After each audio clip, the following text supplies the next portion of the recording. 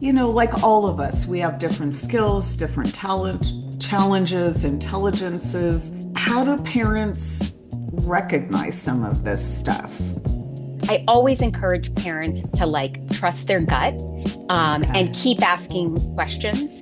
And if you feel like something is off and your teacher thinks it's all good, you can always request meetings Sure. with your admin or whatever. Like, ask the questions. Don't, your child needs to learn what advocacy looks like. Yeah. And we know that our kids do as we do and not necessarily as we say.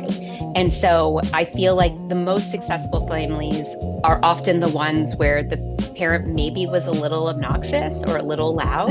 There's no need to be like rude, No, of course. but making a little bit of noise and showing them, no, it's actually okay to speak up for yourself Yeah. and modeling that behavior, because ultimately for these students, we want them to be able to advocate for themselves, because if they are college bound students, we Right. want them to be able to walk into student support services and say, I'm struggling with this professor, or do you guys have anyone who can help me with blah, blah, blah.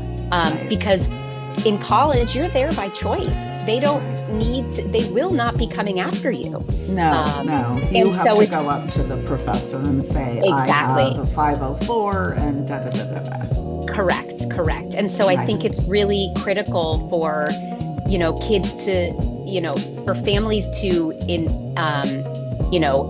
push for answers. And if you do get some answers, to have conversations. If there is some sort of diagnosis or testing or whatever it is, that needs to be shared with the student so that they understand that, I mean, they know, they Yeah. know that they maybe don't look like other kids in the class or Sure. behave like or perform like other kids. And Right. so I, my, the way I see it is that, yes, I know a lot of people struggle with labels.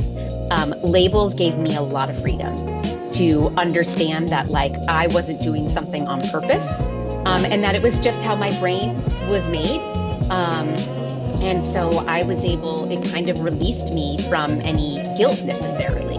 And I'm able to say, like, okay, well, this is how my brain is made. And it's not an excuse as to why I can't do things. It's Right. the reason I have to do things a little different.